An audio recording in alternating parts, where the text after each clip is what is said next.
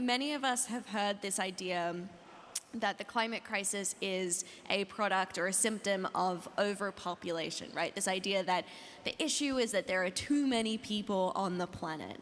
And frankly, that notion is ridiculous because the climate crisis is in fact a symptom of gross inequality. A global report last year found that the richest 1% of people account for the same emissions as the poorest 66%. No one wants to talk about this, particularly in the global north. It's easier to kind of point the finger at countries like, India and China. The insinuation, frankly, being that some lives are worth more than others. And we can take a very direct example from the UK, where I live. Last year, the government approved Rosebank, which is the largest untapped oil and gas field, among other oil and gas licenses that they approved. And Rosebank alone will produce the same emissions of 28 low-income countries, home to 700 million people. Countries including Uganda, Ethiopia, Mozambique, countries that are most vulnerable to the climate crisis.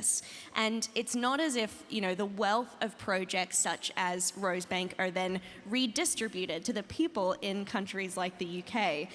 In the first half of 2023, over 8 million people in the UK had to borrow money in order to afford their energy bills. So when we're talking about the climate crisis being a product of inequality, we're not just talking about global inequality between the global north and the global south, between countries. We're talking about deeply seated inequality within countries as well. When it comes to getting public interest and getting people on board, it's so easy to argue for the reasons that you care about, right? To say, well, I'm passionate about climate action for this reason, and so you should care about the same thing. And yet ultimately, we need to meet people where they are. For a family in the UK, for example, who can't afford, their energy bills, you can't tell that family, hey, you really need to think about retrofitting your home to be more sustainable, and that's going to cost you an arm and a leg. So we need to meet people exactly where they are. And when we're talking about these policies, talk about how we directly meet the needs of the most vulnerable populations. Many of the structures and institutions that we're kind of trusting to solve the climate crisis have been very deeply corrupted by the very players that benefit from the system remaining unchanged. A really simple example is the COP process, right, which I've been going to since I was 15. The Conference of Parties, every year, world leaders coming together to actually negotiate climate commitments. Last year at COP28, there were over 2,400 oil and gas lobbyists. 2,400 people lobbying on behalf of the oil and gas industry in what is meant to be a neutral environment. And that is 4 times more than the year before. So places like COP are not immune. And again, we know that people who benefit from the system remaining unchanged are going to throw everything in their power to ensure that they can extract as much as possible from the existing system.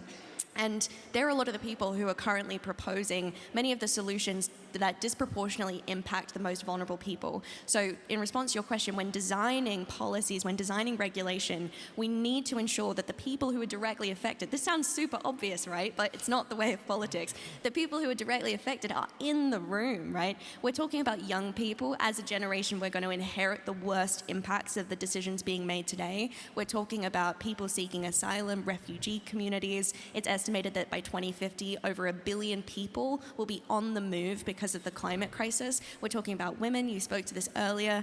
80% of people affected directly by climate change are women. So we need to ensure that these voices are directly centered, and we're creating the systems and structures to ensure that we're not just paying lip service, we're not just putting them on a platform or on a panel, but they're actually determining the decisions that are affecting our collective future. And finally, not just because these communities are vulnerable, right, and because they're victimized by these systems of oppression, but because they're the best placed to design inclusive intersectional solutions. They have the expertise, they have the lived experience, they know what it's like to be failed by the existing systems. And so it is their ingenuity, their creativity, and their innovation that we need to center. Thank you very, very much.